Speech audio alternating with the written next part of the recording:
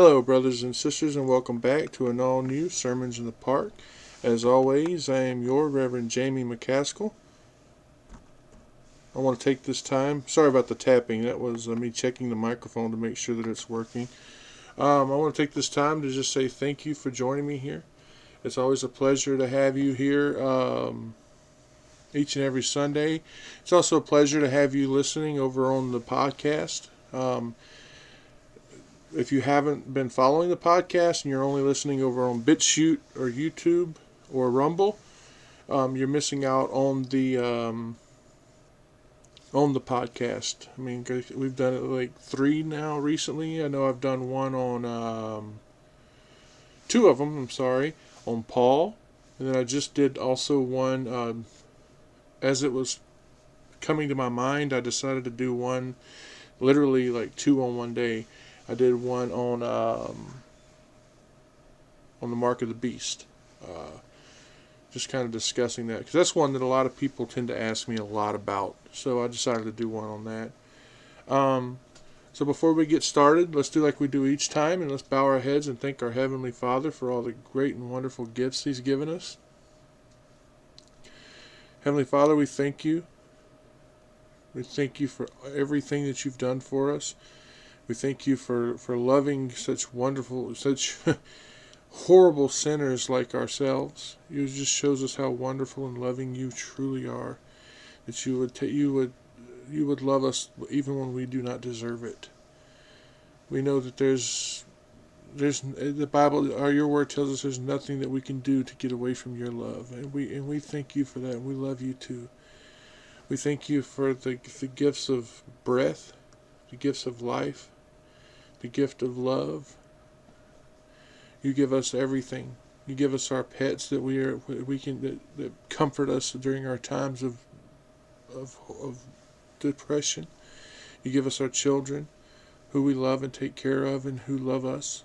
You give us food that we eat and we're able to enjoy. That you give us the ability to taste that food so that we can enjoy it even more. You give us water for us to drink to quench our thirst. You give us your word to feast on so we can get closer to you and know more of you. And we thank you. We thank you for your Son Jesus, who came so long ago so that we could have forgiveness for sins.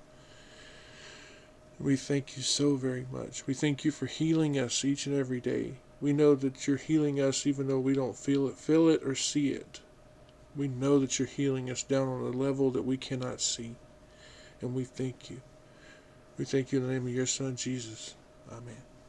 Now, if you're new, because there are people who still join me new each and every week, I know because I'm told.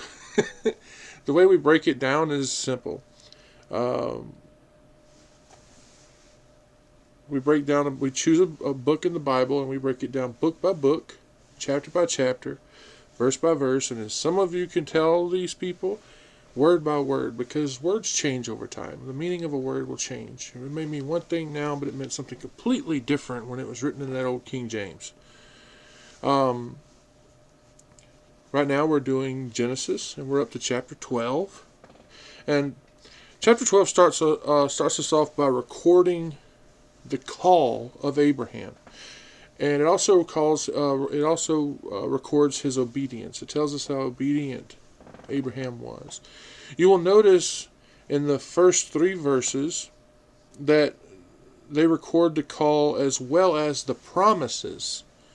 And then we see a description of Abram's obedience. It's constructed on 2 commands. The first, of course, is the call for Abram to leave the land. Okay? We see that in verse 1. And we see that when God establishes his covenant with Abram, it is a drastic turning point in the history of humanity. Abraham and his heirs, who of course is Israel, received an unconditional promise. It is a promise to make Israel a great nation. That he will bless the seed of Abraham. He will and he also gives Abraham a great name, making him a blessing, so that he will bless anyone who blesses Abraham, and he will curse anyone who curses Abraham. That God will give Abraham the promised land, and that through the descendants of Abraham, he will bless all the other families with the Redeemer. You see, Israel fails in this arrangement when they leave and they go settle in Egypt, which of course results in their bondage. They receive a final test when God tries to draw them back. But see, they refuse, don't they? They refused him at Kadesh Barnea, which we read about in Exodus chapter 9, verse 5. Let's take a look at that, okay?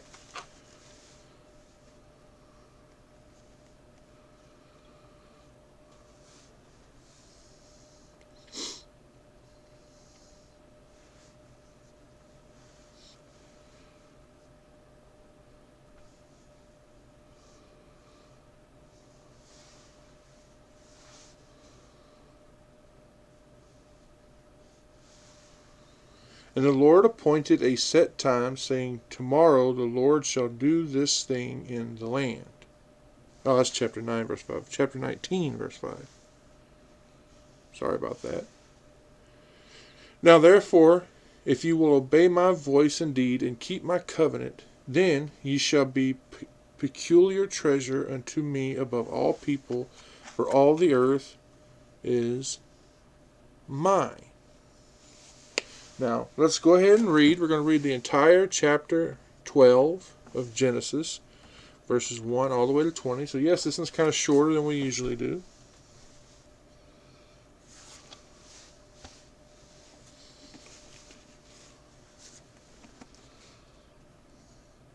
Now the Lord had said unto Abram, Get thee out of thy country, and from thy kindred, and from thy father's house, into a land that I will show thee. And I will make of thee a great nation, and I will bless thee, and make thy name great, and thou shalt be a blessing. And I will bless them that bless thee, and curse him that curseth thee. And in thee shall all families of the earth be blessed. So Abram departed as the Lord had spoken unto him, and Lot went with him. And Abram was 75 years old when he departed out of Haran.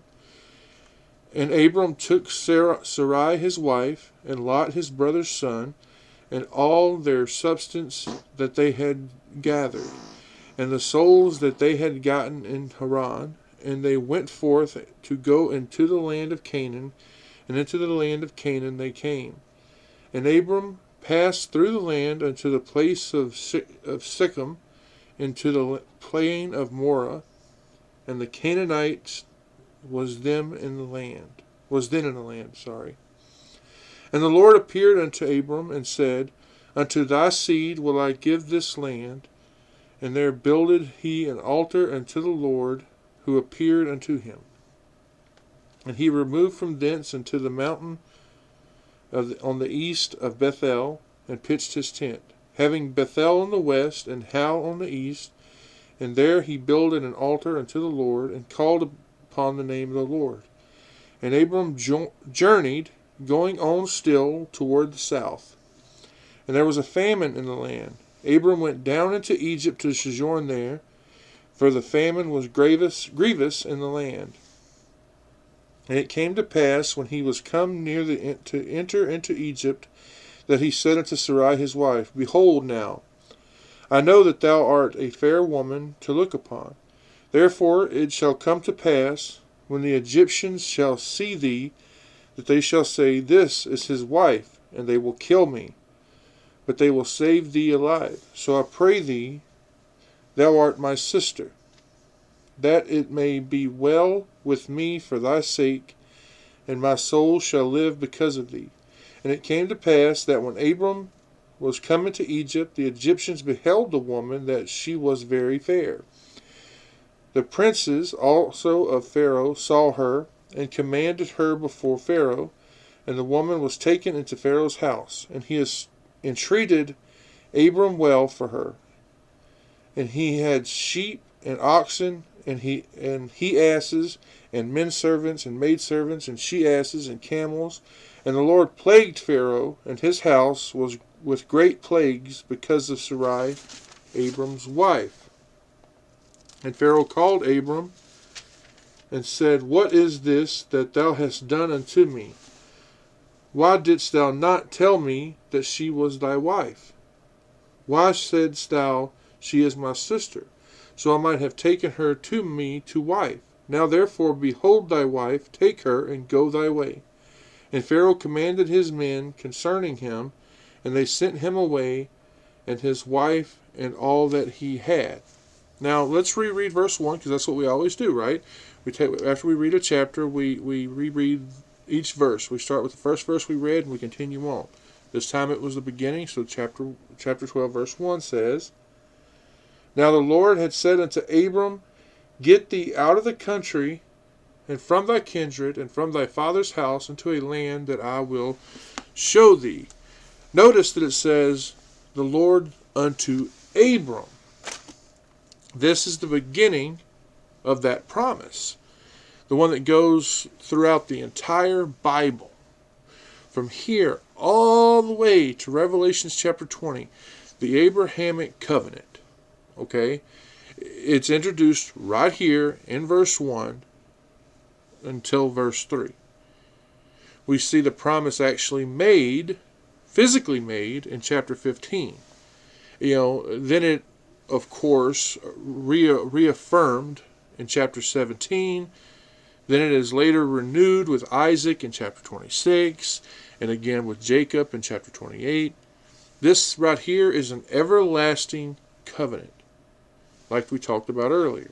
But let me call your attention to some other verses.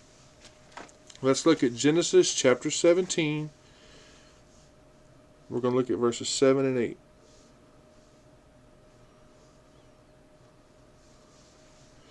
And I will establish my covenant between me and thee and thy seed after thee and their generation for an everlasting covenant, to be a God unto thee and to thy seed after thee.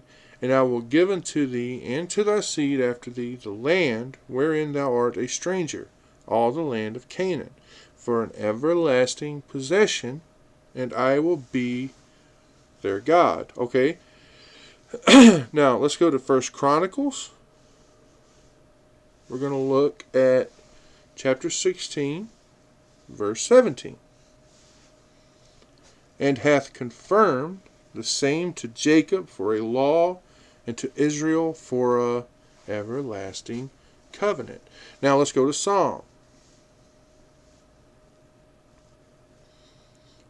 Chapter 105. We're going to read quite a few verses here, so be prepared. We're going to read verses 7 to 12. He is the Lord our God. His judgments are in all the earth. He hath remembered his covenant forever, the word which he commanded to 1,000 generations, which covenant he made with Abraham, and his oath unto Isaac, and confirmed the same unto Jacob for a law, and to Israel for an everlasting covenant, saying, Unto thee will I give the land of Canaan, the lot of your inheritance, when they were but a few men in number, yea, very few, and strangers in it. Now, we're speaking of this, so let's go look at Isaiah,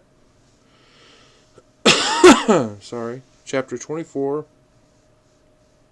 verse 5. The earth also is defiled unto inhabitants thereof, because they have transgressed the laws, changed the ordinance, broken the everlasting covenant. Now, that covenant contains 4 elements. Okay? Those elements are, first off, the seed. We see this in Genesis chapter 17, verses 2 to 7. And I will make my covenant between me and thee, and will multiply thee exceedingly. And Abram fell on his face, and God talked with him, saying, As for me, behold, my covenant is with thee, and thou shalt be a father of many nations, which is why he gets the name Abraham.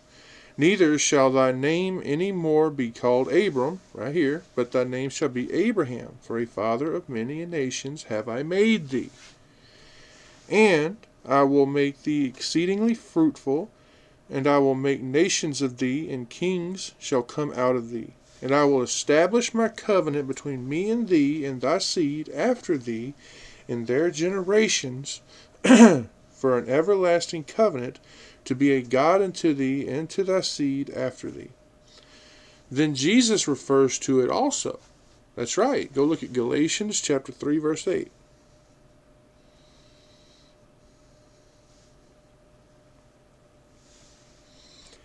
In the scripture, foreseeing that God would justify the heathen through faith, preached before the gospel unto Abraham, saying, in thee shall all nations be blessed. Now, scroll down a few verses to verse 16. It says, now to Abraham and his seed were the promises made. He saith not, and to seeds as of many, but as of one. And thy seed, one word, one, that means one seed, not seeds with an S, which is Christ. Okay, the second part is land.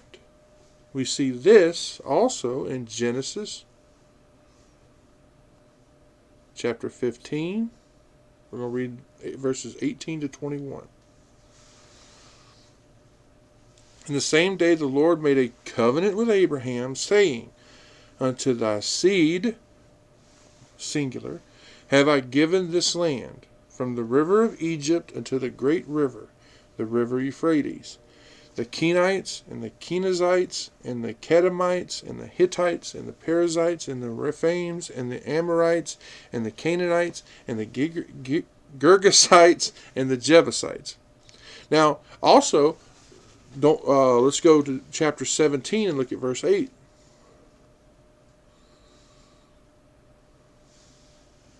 And I will give unto thee and to thy seed, singular, after thee, the land wherein thou art a stranger, all the land of Canaan, for an everlasting possession. I will be their God. Also in this promise is a nation, the third one here, a nation, which is we can read about in Genesis chapter 12, verse 2. And I will make of thee a great nation, and I will bless thee, and make thy name great, and thou shalt be a blessing. Now, also go over to chapter 17, verse 4. And for me, behold, my covenant is with thee, and thou shalt be a father of many nations. Sorry. Ooh, plus, number 4, we have the divine blessing and the protection. Okay? We read about this in chapter 12,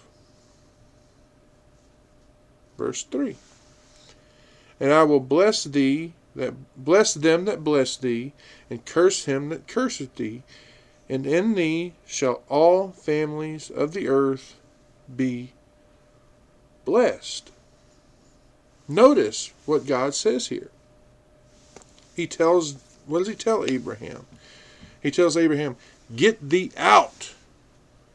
Notice that he mentions all of these elements to Abraham. Out of his country. Get away from his kindred. Get away from his father's house. Now, do you remember what I told you before about Abram's father? Well, just in case you don't, I'm going to remind you. Let's look at a verse real quick. Joshua chapter 24, verse 2.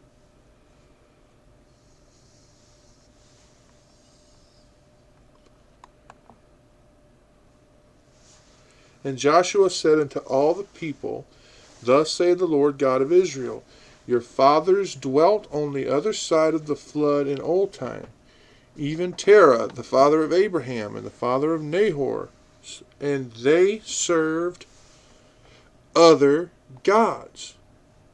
This tells us that Abraham's father was an idolater. Notice, God does not tell Abraham where to go. No, he just says, go unto a land that I will show thee. This, like right here, this reminds me of what happens with Elijah later. Remember, God tells Elijah, go there. He doesn't tell Elijah, we're going to go here. No, go there. There is where God sends you. Anyway, this shows us how faithful Abram is. That Abrahamic covenant is a covenant of unconditional love. And it seems it will be fulfilled with the kingdom of salvation for Israel. But it's also conditional in the terms of an immediate fulfillment. You understand? Let's look at something real quick. Genesis chapter 17, verse 4.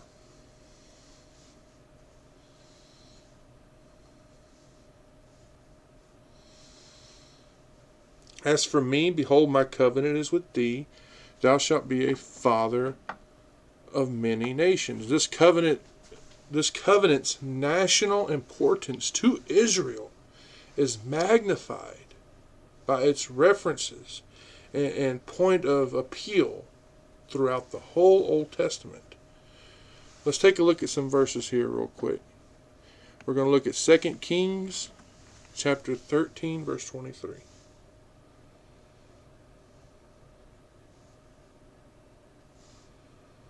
And the Lord was gracious unto them, and had compassion on them, and had respect unto them, because of his covenant with Abraham, Isaac, and Jacob, and would not destroy them, neither cast them from his presence as yet. Now, let's go to 1 Chronicles chapter 16. We're going to look at several verses here, 15 to 22.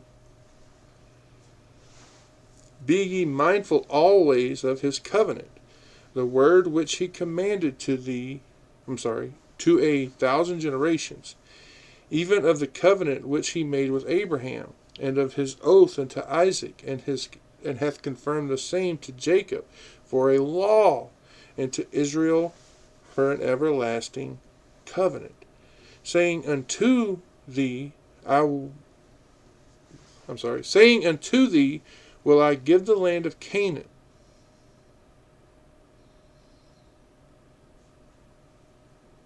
I feel like I'm reading too far, but I'm not. The lot of your inheritance, when ye were but few, even a few and strangers in it. And when they went from nation to nation, and from one kingdom to another people, he suffered no man to do them wrong. Yea, he reproved kings for their sake, saying, touch not mine anointed, and do my prophets no harm. I love that part. Now, let's look at Nehemiah chapter 9. We're also going to read a couple of verses here, 7 and 8.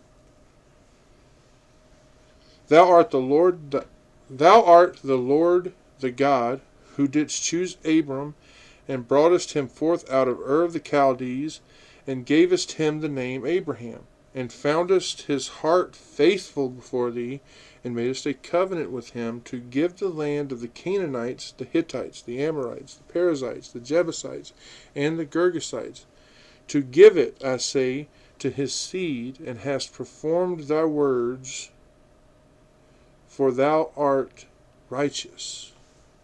It's also important, as far as the spiritual sense, to all believers, which Paul points out also in Galatians. If you want to go read that, feel free. These are whole chapters, and we'd be here all day. We're going to go look at Galatians chapter 3 and chapter 4. But let me call special attention to something. I want you to look at Acts chapter 7.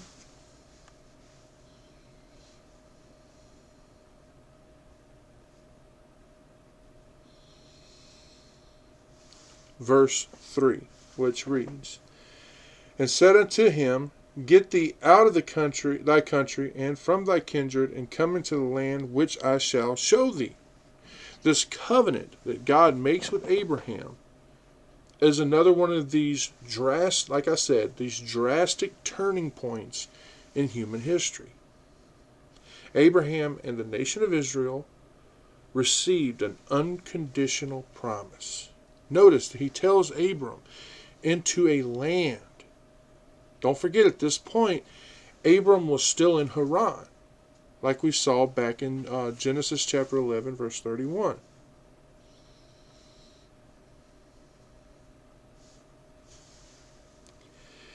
And Terah took Abram his son, and Lot the son of Haran his son's son, and Sarai his daughter-in-law, his son Abraham, his wife, and they went forth with them from Ur of the Chaldees to go into the land of Canaan, and they came unto Haran and dwelt there.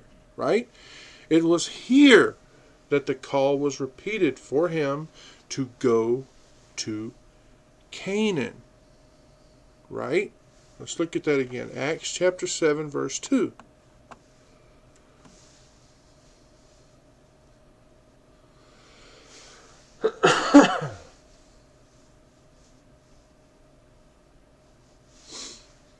And he said, Men, brethren, and fathers, hearken, the God of glory appeared unto our father Abraham when he was in Mesopotamia, before he dwelt in Chron.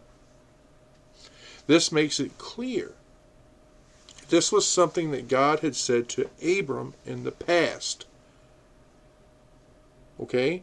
God chose Abram. Notice the order of this. The first thing that God does is he tries to get him away from the city of sin, the city of Ur of the Chaldees. He tells Abram not to let his family, keep him from doing what he was told to do. He tells him to leave this big, fine, beautiful home in the city Ur of the Chaldees and go to some strange land. His family went as far as Haran. There are people in ministry who face the same thing today. They're uprooted from their family, from their friends, and they're sent from a home away from security. God does not want us to look back at these things in a longing way. We get that when we look at Lot, don't we? Not to think what might have been. We need to look at what lies ahead of us, what waits in that land that God is going to send us to. Look at what is waiting there, that place called there. Right? That's where you need to be looking. God said, I'm going to feed you there. I've ordered just like he told Elijah, I have ordered the ravens to feed you there. Wherever God is sending you, he's going to take care of you. You cannot win a race while looking into the stands, worrying about what they're chanting at you, what they're cheering at you. You need to look ahead. Look where you are going, not at where you've been. All right, anyway. Let's look at verse 2 now.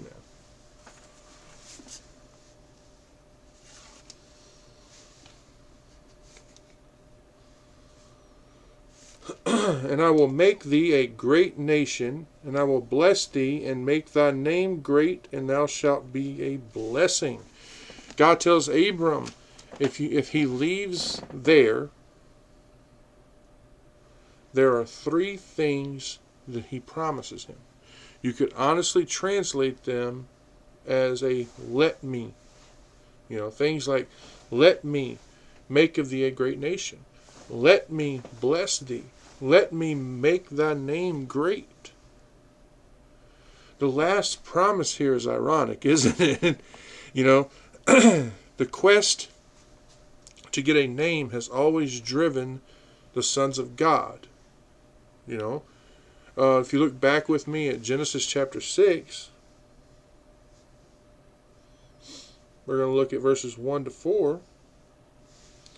And it came to pass, when men began to multiply on the face of the earth, and daughters were born unto them, that the sons of God saw the daughters of men, that they were fair, And they took them wives of all which they chose. And the Lord said, My spirit shall not always strive with man, for that he also is flesh. Yet his days shall be 120 years. There were giants in the earth in those days, and also after that, when the sons of God came into the daughters of men, and they bare children of them, the same became mighty men, which were of old, men of renown. Right? And even of those architects of the Tower of Babel that we read about last week. If we look at that, verses 1 to 9, and the whole earth was of one language and one speech, and it came to pass, as they journeyed from the east, that they found a plain in the land of Shinar, and they dwelt there. And they said one to another, Go to, let us make brick, and burn them thoroughly. And they had brick for stone, and slime had they for mortar. And they said, Go to, let us build us a city and a tower, whose top may reach unto heaven. And let us make us a name, lest we be scattered abroad upon the face of the whole earth. And the Lord came down to see the city and the tower which the children of men had built. And the Lord said, Behold, the people is one, and they have all one language. And this they begin to do, and now nothing will be restrained from them, which they have imagined to do. Go to, let us go down there, confound their language, that they may not understand one another's speech. So the Lord scattered them abroad from thence upon the face of all the earth, and they left off to build the city. Therefore the name of it is called Babel, because the Lord did there confound the language of all the earth, and from thence did the Lord scatter them abroad upon the face of the earth. He told Abram, right? He said that he would make his name great.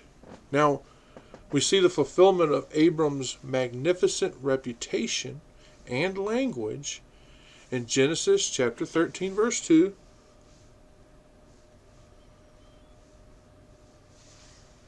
And Abram was very rich in cattle, and silver, and gold. Right? Also, Genesis chapter 24, verse 35. And the Lord hath blessed my master greatly, and he has become great, and he hath given him flocks and herds, and silver, and gold, and men servants, and maidservants, and camels, and asses. Also, he blesses him spiritually. Look at Genesis chapter 21, verse 22. And it came to pass at that time that Abimelech and Phicol, the chief captain, and his host spoke unto Abraham, saying, God is with thee in all that thou doest. Also, socially, chapter 23, verse 6.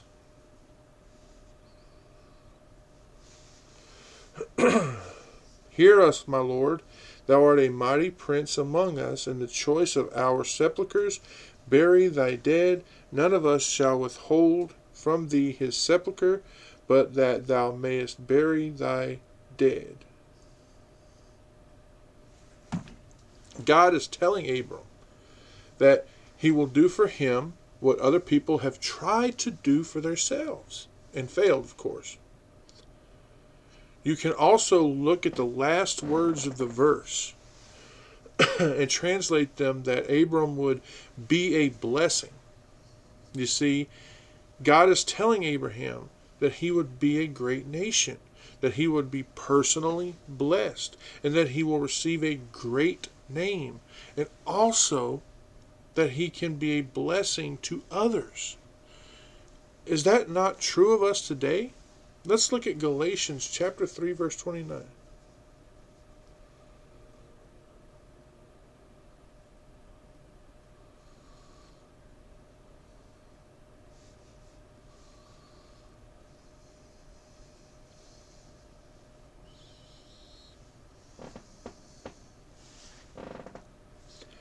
And if ye be Christ's, then are ye Abraham's seed, and heirs according to the promise. Now, let's move on to verse 3 now.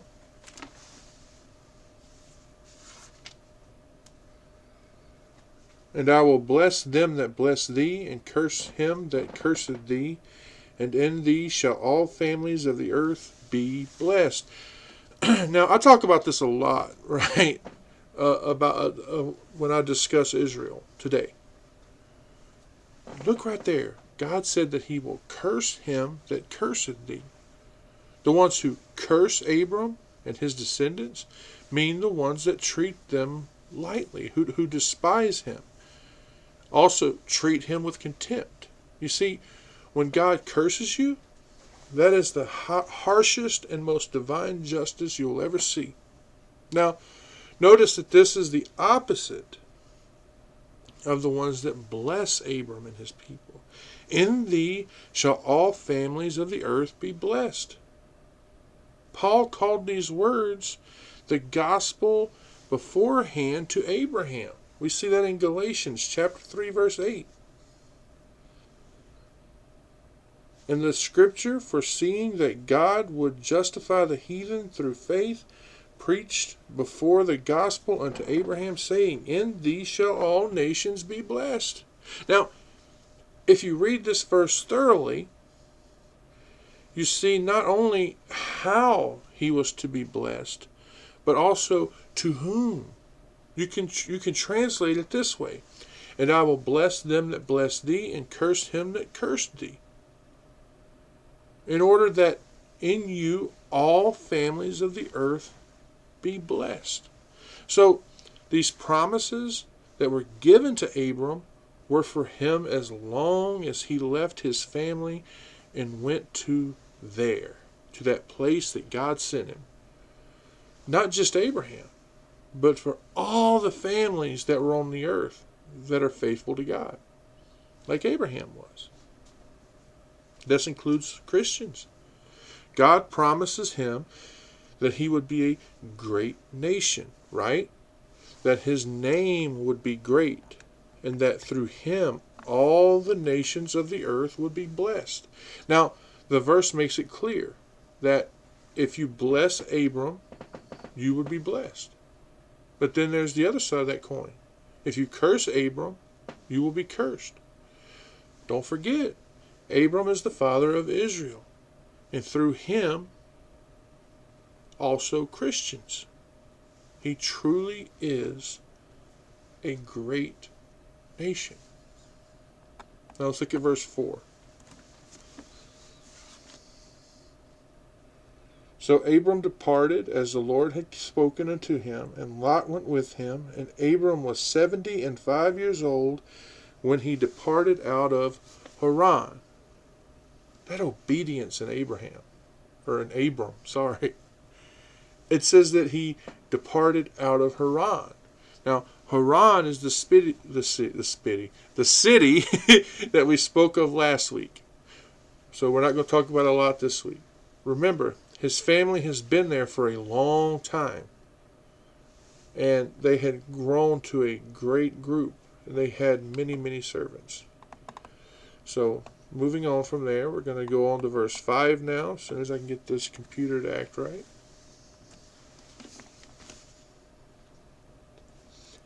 And Abram took Sarai his wife, and Lot his brother's son, and all their substance that they had gathered, and the souls that they had gotten in Haran, and they went forth to go into the land of Canaan, and into the land of Canaan they came.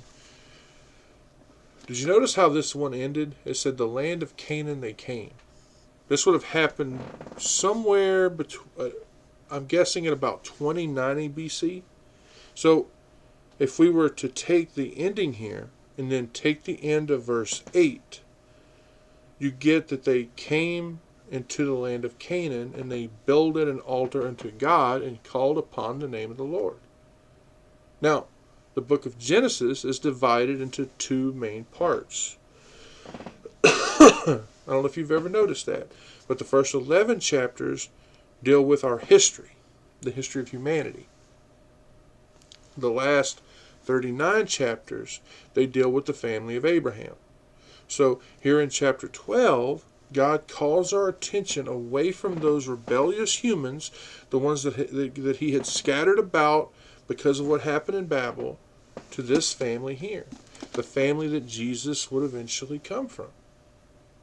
Abram had taken his father with him when he left Ur of the Chaldees, and his father died and was buried in Haran, and then Abraham, he continued to the land of Canaan, just like God had told him to do. We also know that Abram and Sarai had no children. Remember, she's barren. But they did have a large group of servants and relatives with them. Now, as far as Lot was the closest thing that Abram had to a son. And don't forget, when he left Haran, Abram was already 75 years old. Don't forget that. That's very important as we move forward. Now, let's go to verse 6. And Abram passed through the land unto the land of Shechem, unto the plain of Moreh, and the Canaanites, and the Canaanite was then in the land. Do you see where he passed through? This verse calls that place Shechem, S-I-C-H-E-M. If I'm butchering that name, I'm sorry, but Shechem. This was a Canaanite town, and it was located in the valley that was between two mountains. Those mountains are Mount Ebal and Mount Gerizim. We can read about that in Deuteronomy chapter 27, verse 4.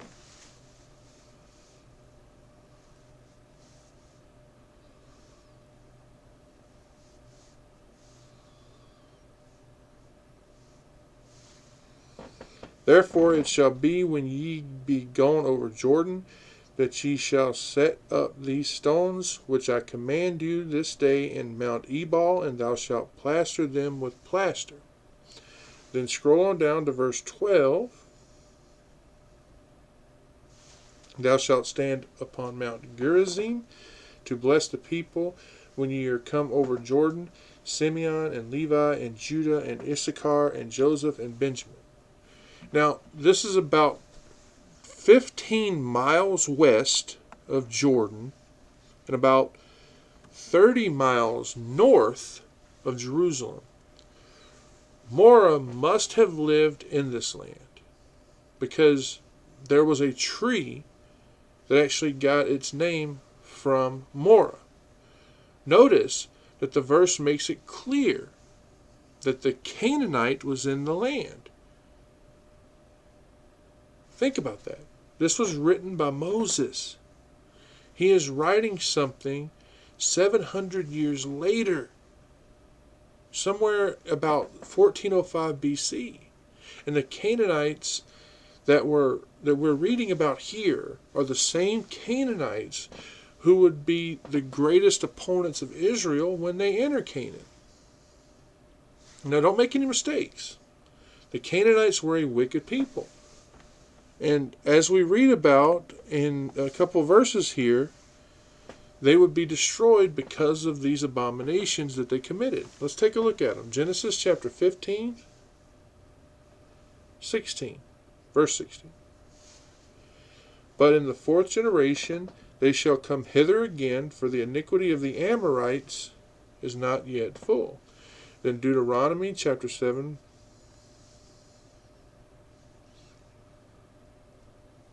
verses 1 to 5.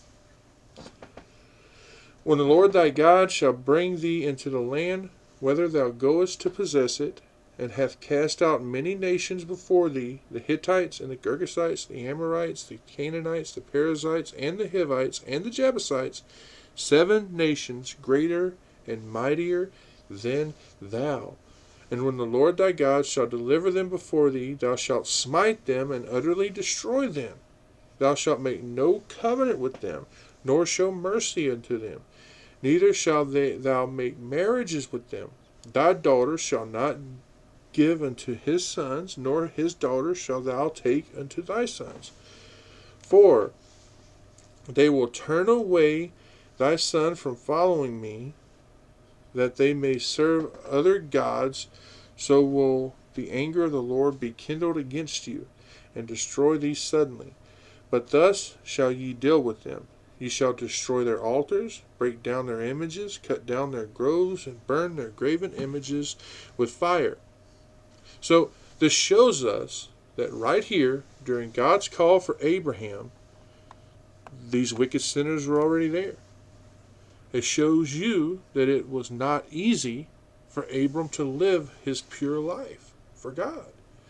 Any person who has suffered addiction can tell you it is hard to be around people that you were close to before you got clean, because those people are still doing the things that they did before.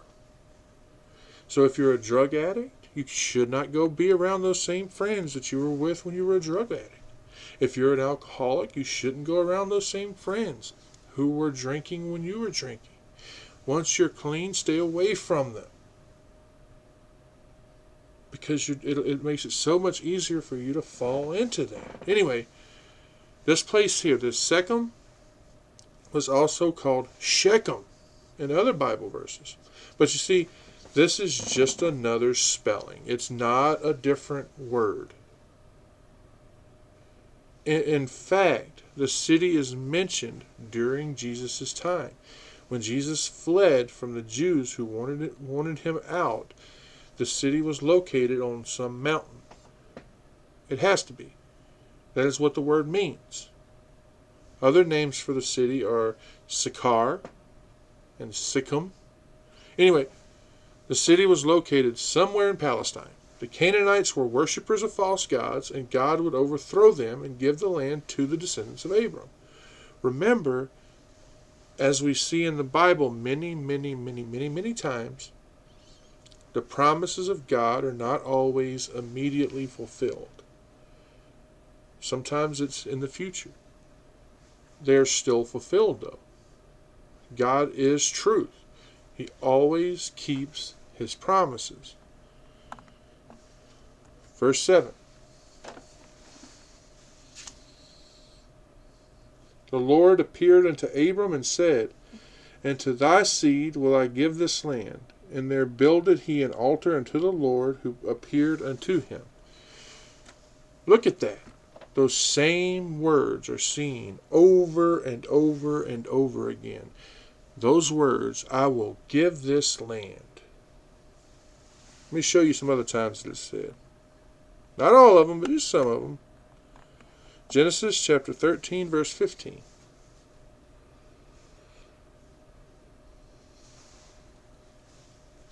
For all the land which thou seest, to thee will I give it, and to thy seed forever.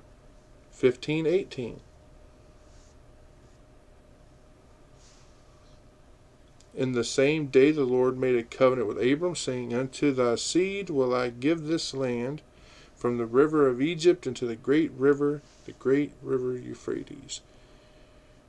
Chapter 17, verses 7 and 8. And I will establish my covenant between me and thee, and thy seed after thee, and their generations, for an everlasting covenant, to be a God unto thee, and to thy seed after thee. Galatians chapter 3, verse 16.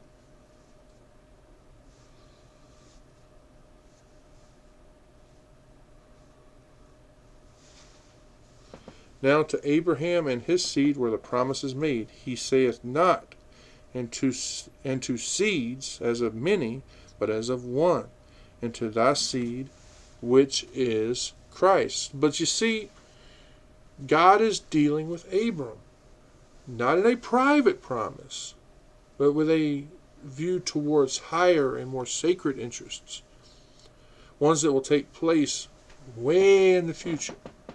The land where his descendants were is what they will inhabit. Right here we see the seeds of divine truth. They are sown for the benefit of all mankind. This land right here, it was chosen as the most appropriate land for the coming of a divine revelation, and as well as the salvation of the entire world. The verse makes sure that we understand something. Abram built an altar unto the Lord. Do you see this act right here? This is Abram making an open confession to his religion. By doing this, he is establishing worship of the one true God. He's declaring his faith in the promises of God. Did you know what we are seeing here is the first true place of worship being erected in the Promised Land? Did you know that? Isaac would, of course, he builds an altar later to the Lord. In Genesis chapter 26,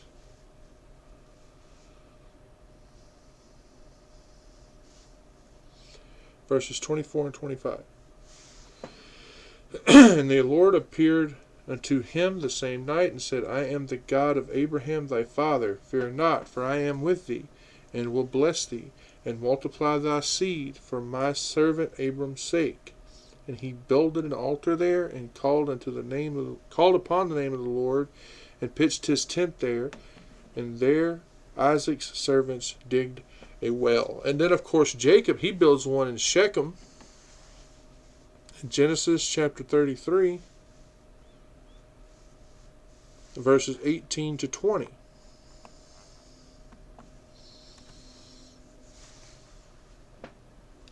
And Jacob came to Shalem, a city of Shechem, which is in the land of Canaan, where he came from Padan Aram, and pitched his tent before the city. And he bought a parcel of a field where he had spread his tent at the hand of the children of Hamor, Shechem's father, for 100 pieces of money.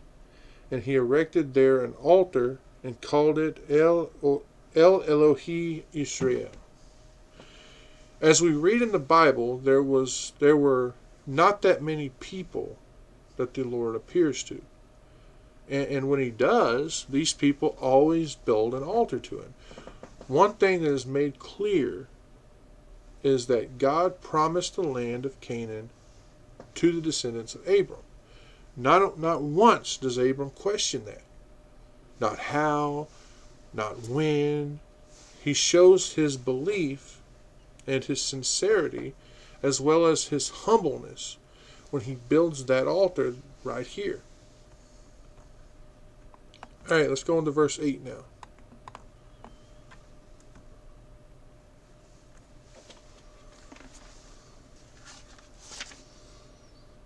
And he removed from thence unto a mountain on the east of Bethel, and pitched his tent, having Bethel on the west, and Hal on the east. And there he builded an altar unto the Lord, and called upon the name of the Lord. It says Bethel and Hal. Hi. I don't know if we have discussed Bethel's location yet, but it's about 7 miles north of Jerusalem. And it was named by Abraham in chapter 28, verse 19.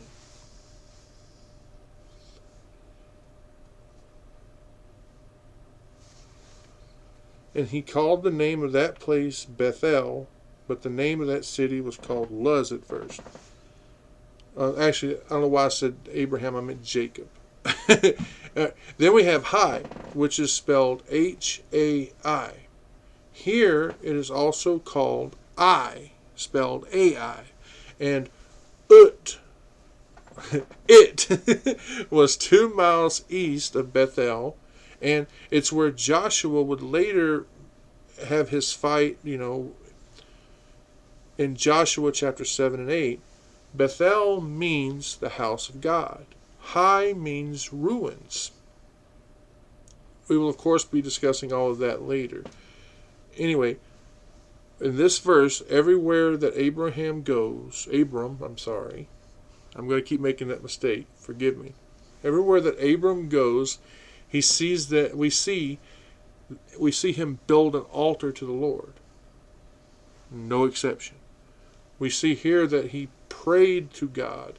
He knew that he was depending on God for everything. He's a very, very humble man. Now, let's look at verse 9. And Abram journeyed, going on still towards the south. Now, we do not have a lot here to pick apart. We don't. It's pretty self-explanatory. But we're going to look at where it says that he journeyed towards the south. So, Abraham moved towards the Negev, a less desirable area if you want to raise crops. Okay? But if you were a herdsman, it's better. Also, if you were a merchant as well. So maybe it would be better for a merchant. Maybe it would be better, I have no idea. But he's definitely not going there to raise crops. So let's move on to verse 10. And there was a famine in the land, and Abram went down into Egypt to sojourn there, for the famine was grievous in the land. Now, did you see that? It says, and there was a famine in the land. This sounds horrible. But I need you to realize something. In Canaan, this was not unusual. During that era, the patriarchal era, we read about two major food shortages. Let's look at them. Genesis chapter 26, verse 1.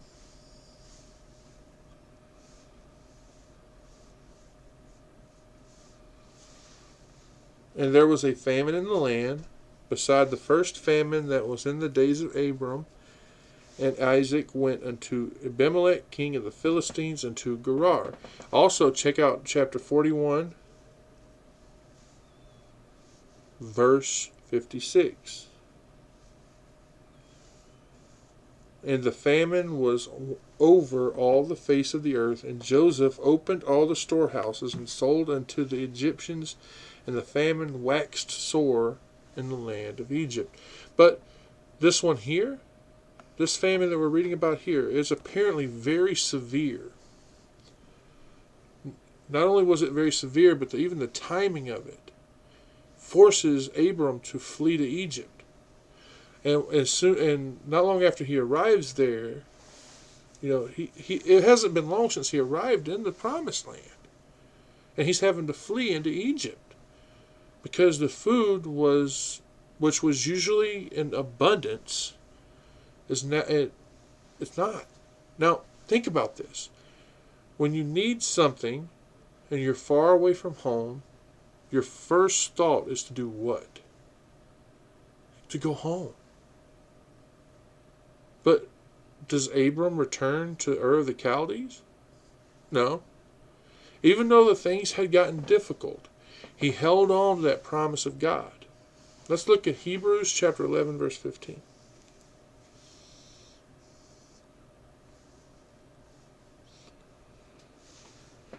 And truly, if they had been mindful of that country from whence they came out, they might have had opportunity to have returned. That's why he doesn't. Think about that. Not only is he facing these wicked Canaanites, now he's being tested with a famine. Let's look at some other verses. James chapter 1, verses 2 to 8.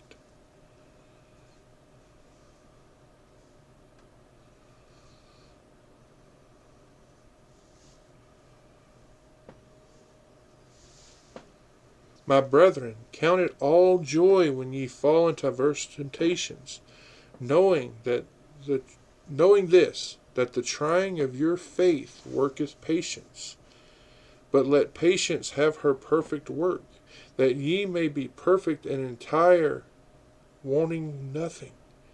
If any of you lack wisdom, let him ask of God, that giveth to all men liberally, and upbraideth not, and it shall be given him. But let him ask in faith, nothing wavering. For he that wavereth is like a wave of the sea, driven with the wind and tossed. For let not that man think that he shall receive anything of the Lord. A double-minded man is unstable in all of his ways. Now let's also look at Genesis chapter 26, verse 1.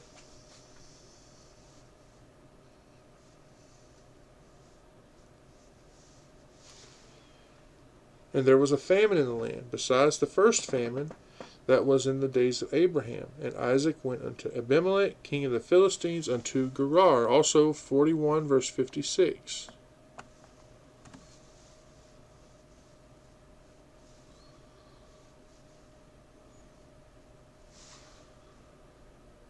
And the famine was over all the face of the earth, and Joseph opened all the storehouses and sold unto the Egyptians, and the famine waxed sore in the land of Egypt. Now, where does Abram go? He goes to Egypt. Egypt is that great civilization that is in northeastern Africa, right? It was right, and during this time it was at its greatest, especially when it's united, meaning the southern and northern kingdom. In the Hebrews, you will quite often see Egypt called Mizraim. Now, I know that some of you like when I give you some time periods to help you with, when these things took place. Well, when Abraham arrived in Egypt, it was during a time called the First Intermediate Period. It tells us that the great pyramids of the Old Kingdom period, they're already there. They're already standing.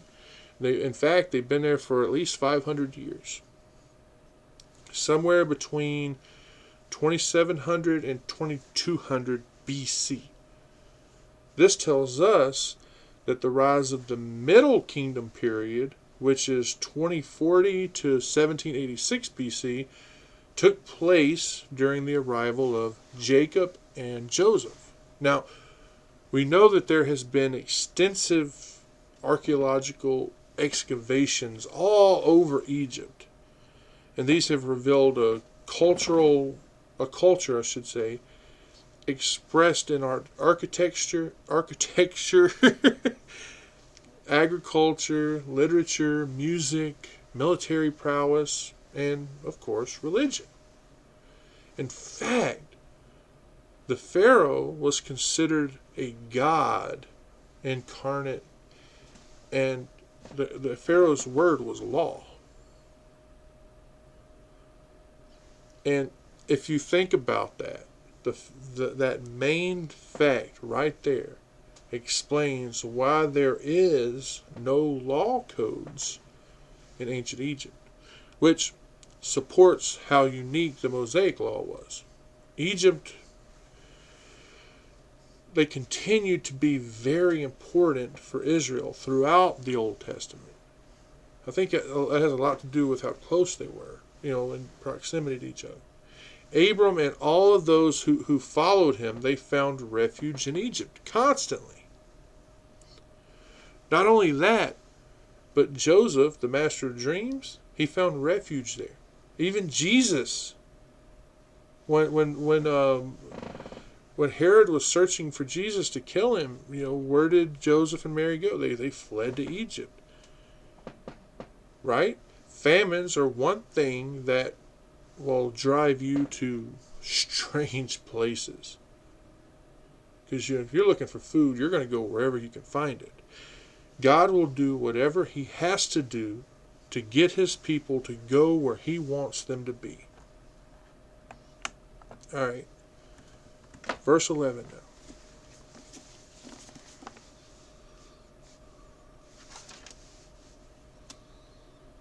And it came to pass, when he was come near to enter into Egypt, that he said unto Sarai his wife, Behold now, I know that thou art a fair woman to look upon. So, Sarai is, of course, Sarah. Her original name was Sarai. She is Abram's wife. But she's also his half-sister. She fled with him when he left Ur of the Chaldees. It's, of course, her inability to give him an heir that's the major factor that leads to her convincing Abraham to have a child with Hagar. It's not until she was 90 that she gave birth to Isaac. And then, of course, she insists that Abraham expel Ishmael and Hagar. Notice what he calls her here in verse 11. Fair woman. This tells us that even though she was 65 years old, she was still young and attractive. She's only half the age that she is when she dies. Because she lives to be very old. She dies at 127. Now remember, the patriarchs at this time were living a long life. Abram was 175 when he dies. Like I said, Sarah, she lived to be 127. She dies in Kirjath Arba, which is Hebron. And she's buried in the cave of Machpelah. We read about that in Genesis 23. Well, you can go read it if you want. Genesis chapter 23, verses 1 to 20. It's a lot to read. Now, in the New Testament, we see that Sarai is referred to as the mother of the children of promise. That's in Romans chapter 9, verse 9.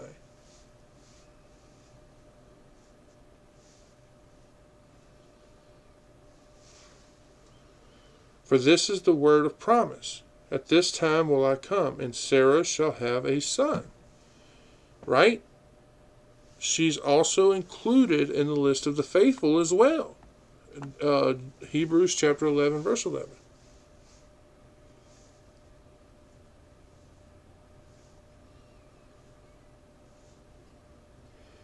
Through faith also Sarah herself received strength to conceive seed and was delivered of a child when she was past age, because she judged him faithful who had promised.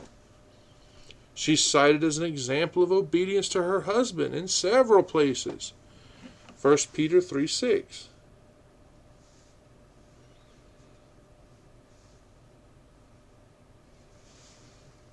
Even as Sarah obeyed Abraham, calling him Lord, whose daughters you are, as long as ye do well and are not afraid with any amazement.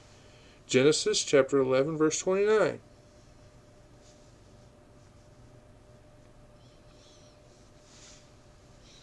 And Abram and Nahor took them wives. The name of Abram's wife was Sarai, and the name of Nahor's wife Milcah, and the daughter of Haran, the father of Milcah, and the father of Ishka. Genesis chapter 17, verses 15 to 19. And God said unto Abraham, As for Sarai thy wife, thou shalt now not call her name Sarai, but Sarah shall her name be. And I will bless her, and give thee son also of her. Yea, I will bless her, and she shall be a mother of nations. Kings of people shall be of her. Then Abram fell upon his face, and laughed, and said in his heart, Shall a child be born unto him that is 100 years old? And shall Sarah that is 90 years old bear? And Abram said unto God, Oh, that Ishmael might live before thee. And God said, Sarah thy wife shall bear thee a son indeed, and thou shalt call his name Isaac. And I will establish my covenant with him for an everlasting covenant, and with his seed after him. All right. Let's read two verses now. We're going to read verses 12 and 13. Therefore it shall come to pass, when the Egyptians shall see thee, that they shall say, This is his wife, and they will kill me, but they will save thee alive. Say, I pray thee, thou art my sister, that it may be well with me for thy sake, and my soul shall live because of thee.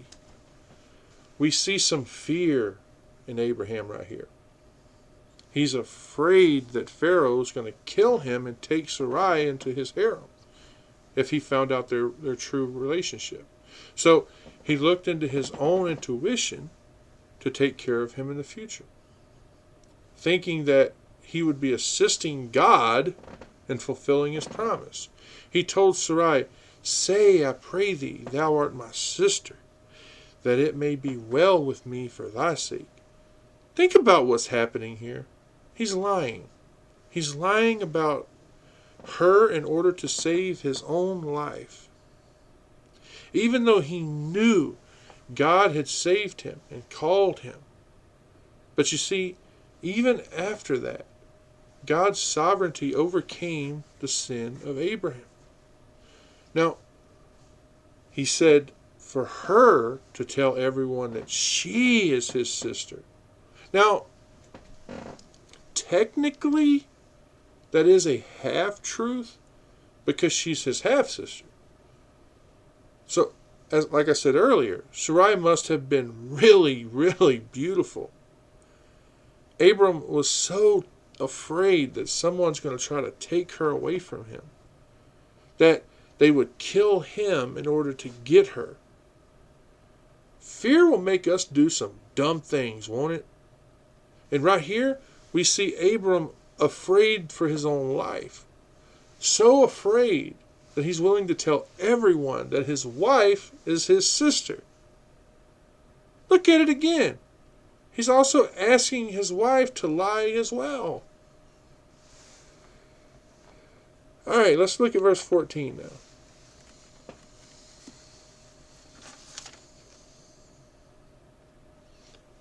And it came to pass that when Abram was come into Egypt, the Egyptians beheld the woman, that she was very fair. His plan was not adequate. Sure, Sarai was admired for her beauty, like Abraham knew. But since she claimed to be his sister, his single sister, Pharaoh wanted her to be his wife. And Abram, as her brother, he's treated generously. He's entertained. He's rewarded. Take a look, verse 15. The princes also of Egypt saw her, the princes also of Pharaoh saw her, and commanded her before Pharaoh, and the woman was taken into Pharaoh's house. Did you see? It says she was taken into Pharaoh's house. Like I said, just like Abraham suspected, the Egyptians, they noticed her beauty. And they told the monarch about her. And just like Abram expected, she was taken into the harem. Let's keep going. Verse 16 now. And he entreated Abram well for her sake. And he had sheep and oxen and he-asses and men servants and maid servants and she-asses and camels. Look at how they're treating Abram here.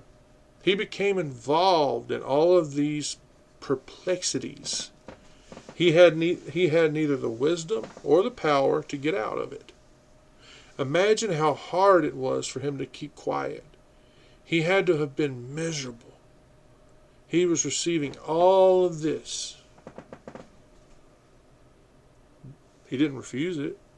All of this while his beautiful wife was taken away into the Pharaoh's harem. His plan, yeah, it saved him. But what about Sarai? She was taken away from him. She was torn away from him. There is no state on this earth that is free from trials. None. There's no character that is free from blemish. Just look at Abraham in this story. Canaan, the glory of all the lands, was experiencing a famine. Unbelief, which is the worst of all evils. And Abraham, the father of the faithful. Look what he did here. There is only one place with perfect happiness. There's only one place with perfect purity. And that, brothers and sisters, is heaven. What we see here is that Pharaoh's eye, there was nothing too good for Abraham, the brother of Sarai. So he showers Abram with gifts and took Sarai into his home. Now, as I'm sure you already know, God was not happy with this. He wasn't happy one bit. We will see that in the next verse, just how displeased he was. Read with me, verse 17. And the Lord plagued Pharaoh and his house with great plagues because of Sarai, Abram's wife. So, when it says plagued Pharaoh and his house, this shows us that Abram and Sarai, the fact that they were separated, was so critical that it evoked God to intervene. Remember, the ruse that Abram engineered protected him. He didn't even give any thoughts to what was going to happen to Sarai. But the reaction that we see on the part of God was to protect Sarai. Look what it said. Because of Sarai. We know that Pharaoh rebukes Abram, right? Like I said, Sarai was Abram's half-sister. Even though she was his half-sister, he said she was his sister. That was a lie. And his lie about how they were related was even told by his wife and companions. Because Abraham told him to, right? He concealed the truth. He denied it. He exposed his wife and the Egyptians to sin. And as we see, God did not tolerate this kind of thing. And he still does not tolerate it today. These plagues that are mentioned here, they ended when they moved on. Pharaoh, he quickly realizes the problem. So he laid that problem where it belonged, right at the foot of Abram.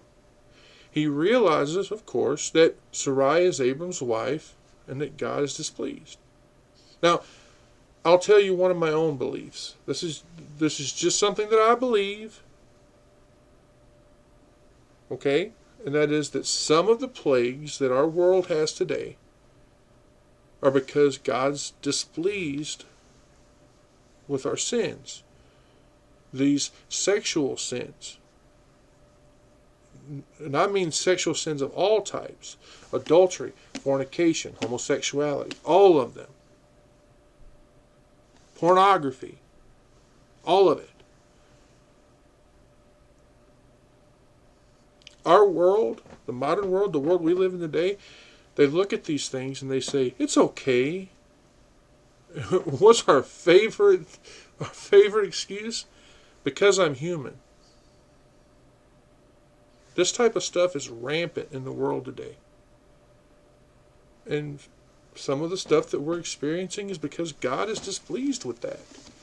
He's displeased with our I'm only human. But do you remember that we're created in God's image? So we're not only human. We're humans that are created. We're a being that is created in the image of God. He expects us to have communion with Him. He expects us to talk with Him. Anyway, let's look at two verses here. Verses 18 and 19. And Pharaoh called Abram and said, What is this that thou hast done unto me? Why didst thou not tell me that she was thy wife? Why saidst thou, She is my sister? So I might have taken her to me to wife. Now therefore behold thy wife, take her and go thy way. The reproof that he faces here from Pharaoh is just one. He asks him, what have you done? How very unbecoming of a wise man. Think about it. If someone claims to be a religious person and they profess a lie, that person has to expect to have it brought back up. And if it is brought back up, think that person who does it. What we see here, when Pharaoh sends him away, was Pharaoh being kind. The Bible never explains how, but somehow these plagues that God sent to Egypt uncovered the deceit of Abraham. Pharaoh must have humiliated him with that question. It showed a great character, a greater character than Abram believed Pharaoh to be. And then, what does he do? He sends Abraham out. Pharaoh is asking Abraham, why did you lie to me? You got me in trouble. Hurry up. Get out of here so that God will remove these plagues. All right. So here we are. We're at the last verse in the chapter. Verse 20. Let's read. And Pharaoh commanded his men concerning him, and they sent him away, and his wife, and all that he had. It says that Pharaoh sent him away. So this lie that Abraham told, it caused him and his family, his extended family, because remember he's got his slaves and all of them with him, they're forced to leave Egypt. My only thought is that maybe one of his servants talked. Now, this, of course, could have caused Abram to lose some integrity, some reputation in the eyes of that servant. You know, Pharaoh never talked about killing Abram, not once. And that's what Abram feared would happen. How many times have you had a fear that was unfounded? We all have times when we're afraid without any reason to be. If anything, it seems that Pharaoh told his men not to hurt him. You see, when you are in a position of authority, it's not enough that you don't hurt someone. You also have to keep those who are under your command from hurting people. Pharaoh, he realized that Abram was protected by God, so he didn't punish him. Pharaoh was in such a hurry for Abram to leave that he told his men, make sure he leaves. Notice we do not hear of Pharaoh taking back any of those gifts either. So he must have allowed Abram to take them with him. So what lesson can we all learn from this? In my opinion, there are two. First one, we should not lie to protect ourselves, right? Secondly, if we belong to God, then God will be the one to help us out of any mess that we get ourselves into, right? All right, so this one went a little bit longer than I thought it would. I was looking at how many verses, and I said, this isn't going to take that long. It did, didn't it? It went a little bit longer. So thank you all for joining me here. I pray the Lord continues to bless you and keep you. Now, as I said, we have BitChute, we have Rumble. Then, of course, the podcast is everywhere now. If you haven't already, please go check out the podcast. If you're listening on the podcast and you haven't already, please go check out YouTube. Go check out BitChute. Go check out Rumble. If you're watching on YouTube, go check out the BitChute and the Rumble. It's exactly the same. You're not going to see any differences between YouTube, BitChute, and Rumble because besides the fact that you'd have to create an account and follow it there yourself, it's exactly the same as YouTube. I'm not making any of the changes to like the videos or things like that. It's the same videos, same image for it. But all right, so thank you for listening today. I pray the Lord continues to bless you and keep you, and I hope to see you all here next week for an all-new Sermons in the Park. Thank you, and God bless you.